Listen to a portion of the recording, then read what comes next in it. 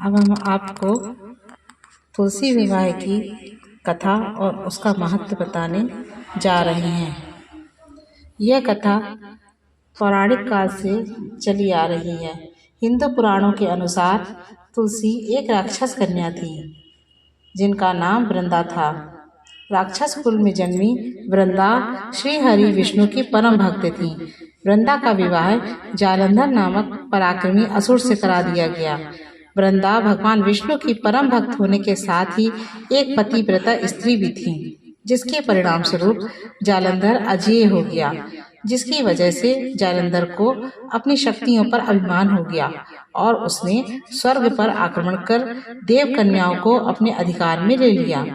इससे क्रोधित होकर सभी देव भगवान श्री हरि विष्णु की शरण में गए और जालंधर के आतंक का अंत करने की प्रार्थना करने लगे।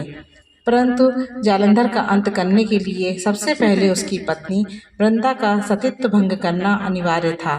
इसलिए भगवान विष्णु ने अपनी माया से जालंधर का रूप धारण कर वृंदा के पतिव्रत धर्म को नष्ट कर दिया, जिसके कारण जालंधर की शक्ति क्षीण हो गई और वह युद्ध में मारा गया। जब वृंदा को श्री हरि के छल का पता चला तो उन्होंने भगवान विष्णु से कहा, हे नाथ, मैंने आजीवन आपकी आराधना की, आपने मेरे साथ ऐसा कृत्य कैसे किया? इस प्रश्न का कोई उत्तर श्री हरि के पास नहीं था। वे शांत खड़े सुनते रहे और वृंदा ने विष्णु जी को पत्थर का बनने का अभिशाप दे दिया।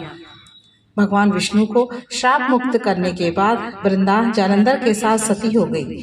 वृंदा की राख से एक पौधा निकला जिसे श्री हरि विष्णु ने तुलसी नाम दिया और वरदान दिया कि तुलसी के बिना मैं किसी भी प्रसाद को ग्रहण नहीं करूंगा।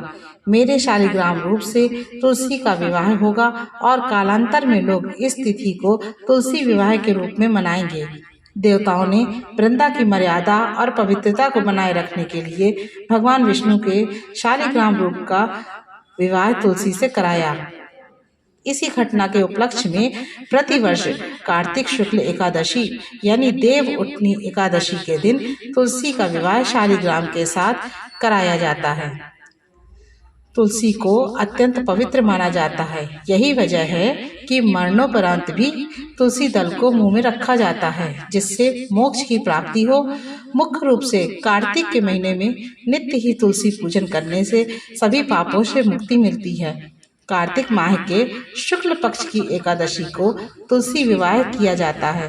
तुलसी विवाह के लिए सुहागिन स्त्रियां स्वच्छ वस्त्र धारण करके सर्वप्रथम तुलसी के पौधे के आसपास सफाई करती हैं।